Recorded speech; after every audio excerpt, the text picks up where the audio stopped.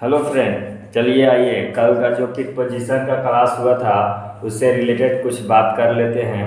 कल हम प्रीपोजिशन का कंसेप्ट दिए थे। जिन लोगों ने नहीं देखा है वो जाकर प्लेलिस्ट में देख लीजिएगा, क्योंकि एक्सरसाइज आपको तभी समझ में आएगा जब मेरा बताया हुआ कंसेप्ट आप देखेंगे। तो चलिए ध्यान से देखिए, जो लोग देख लिए हैं वो उनको समझ में आएगा, और जो लोग नहीं देखे हैं प्लीज़ एक बार जाकर प्लेलिस्ट चेक करिए और वहाँ पर देखिए। बहुत अच्छे से ये सारी चीज़ें आपको समझ में आ जाएगा बहुत कम ही समय में। ये लगभग 20-25 प्रीपोजिशन है, इसको हम बताते हैं जो प्रीवियस कंसेप्ट हम बताए थे उसी के आधार पर। तो ध्यान से देखिएगा, यहाँ पर कहते हैं कि कंसेप्ट आप तब तक सीख नहीं पाते हैं जब तक आपका यूज करना उसको नहीं आता है। जब आप उसको अच्छे तरीक़े से यूज कर लेते हैं तो माना जाता है कि आपका कंसेप्ट वो कंसेप्ट बन गया है, वरना कॉपी में लिखा हुआ एक कलम से बस एक राइटिंग की तरह रह जाता है। तो देखिए उसको हम यहाँ फॉलो करवाते हैं जो बताए थे। ध्यान से देखिएगा, कल बोले थे कि यहाँ पे लिखा हुआ है कि ही इज सिटिंग, वह बैठा है कहाँ बैठा है? कुर्सी पर बैठा है, टेबल पर बैठा है या बेंच पर वह मतलब कौन? वह एक लड़का है, ही लड़का के लिए आता है। तो बैठा है, तो अगर चेयर पर बैठेगा, स्टूल पर बैठेगा और बेंच पर बैठेगा तो उसके टच में आएगा कि नहीं आएगा?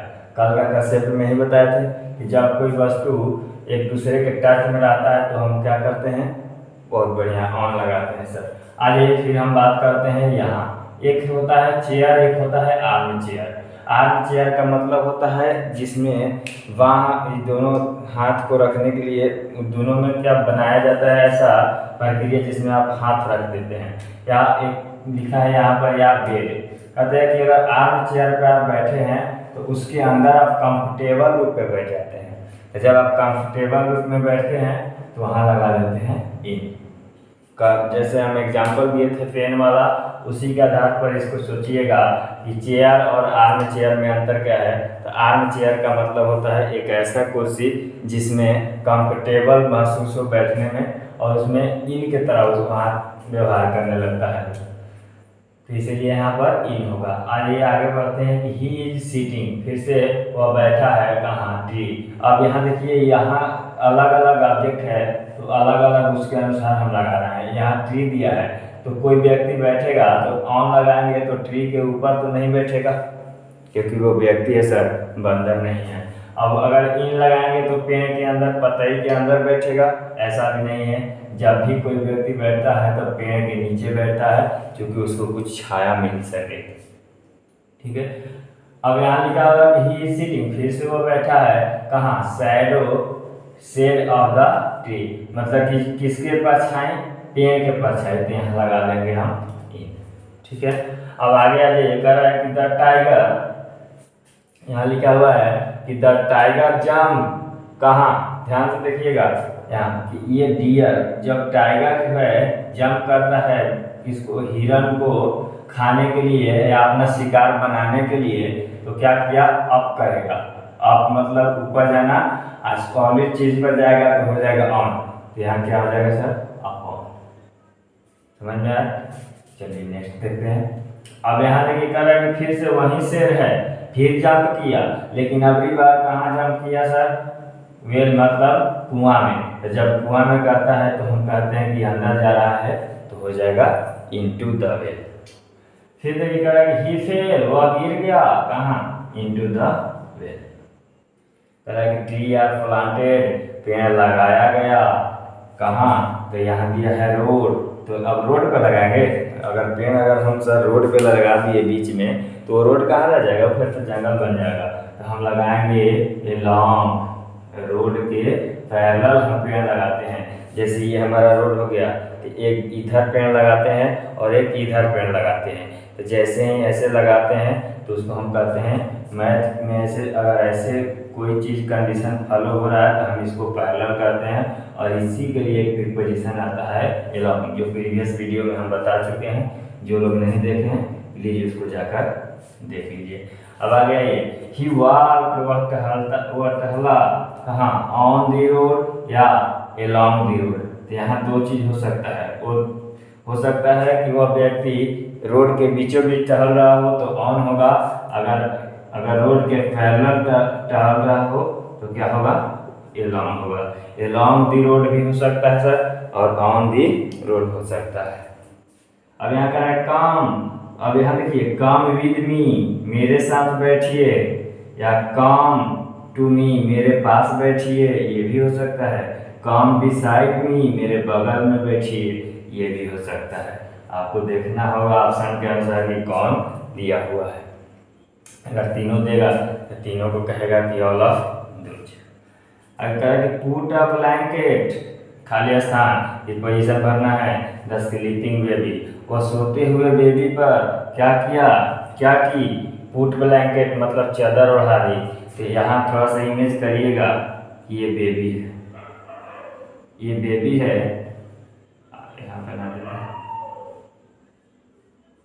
ये मान के चलते हैं कि बेबी है, ये अभी सो रही है सर, तो चादर हम जब भी उड़ाएंगे तो ऐसे उड़ाएंगे, ऐसे उड़ाएंगे तो याद करिए पीछे बताए थे कि जहाँ करता है कवर वहाँ लगा देते हैं कवर। तो ये क्या किया, ये ब्लैंकेट इस बेबी को क्या किया, कवर किया। The fan in, the fan is just, fan होता है जस्ट ओवर योर हेड, आपके सर के जस्ट ऊपर होता है। जब सर के आपके ऊपर होता है और कोई चीज़ ऊपर होकर कवर करता है तो हम उसको वहाँ पर क्या लगाते हैं, ओवर। अरे कह रहा है कि बर्ड्स, चिड़िया, लीव्स रहती है कहाँ, पेड़ पर, घोंसला में, पेड़ पर या घोंसला में।